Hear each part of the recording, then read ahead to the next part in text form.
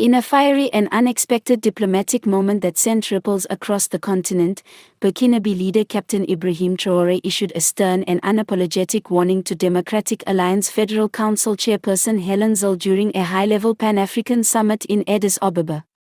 The confrontation, which played out in full view of delegates and media, centered on what Traoré termed dangerous Western interference masked as democratic partnership, a direct shot at Zille and her party's well-known alignment with Western liberal ideals. The summit was billed as a unifying gathering for Africa's political powerhouses to discuss governance, security, economic autonomy, and the growing push for a multipolar world. But what was meant to be a forum of dialogue quickly transformed into a geopolitical showdown when Captain Traoré, known for his sharp anti-imperialist rhetoric and no-nonsense leadership style, took the floor. "We will not trade Africa's soul for foreign grants.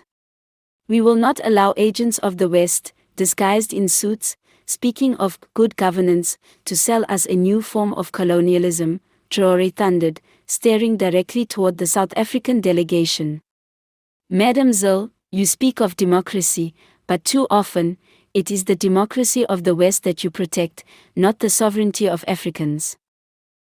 The room fell into a tense silence as Helen Zille, visibly composed but clearly caught off guard, adjusted her earpiece. Though she later attempted a measured response emphasizing the importance of international cooperation and liberal democratic values, the moment had already shifted the tone of the summit. Traoré's sharp words weren't merely personal, they represented the growing ideological divide within Africa's political landscape.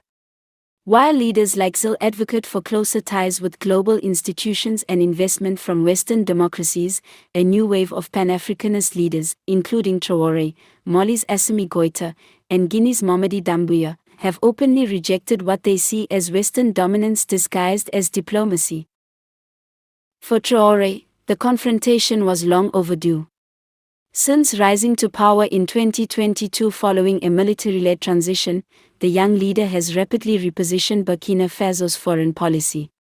He expelled French troops, rejected IMF loans tied to neoliberal conditions, and instead turned toward regional solidarity and sovereign development. His appearance at the summit was clearly calculated to project that same message onto a bigger stage. "We are not children. We are not pawns in anyone's geopolitical game. Africa's future must be written in African ink," Traoré added, earning nods of approval from several West African delegates. Zille's presence at the summit had been closely watched, especially as South Africa navigates its own political balancing act within the Government of National Unity, GNU. As one of the most powerful figures in the DA, Zille has long been a lightning rod for criticism over the party's perceived pro-Western stance and its opposition to what it sees as radical populism. But Traoré's words seem to echo sentiments that have been bubbling even within South Africa, where many young black voters accuse the DA of being out of touch with post-colonial realities and overly reliant on Western endorsements. Back in Cape Town, political analysts were quick to weigh in. "What Traoré did was not just grandstanding," said Professor Zanil Mthembu of the University of Johannesburg. "It was a direct ideological challenge to the DA's worldview." And for Zille, being on the receiving end of that critique on such a global stage is a serious diplomatic bruise. The Traoré-Zille exchange highlights the deeper question Africa must answer: what does true independence look like in the 21st century? For some, it's found in engagement with the global economy and integration with liberal democracies. For others, it's a total break from those very systems.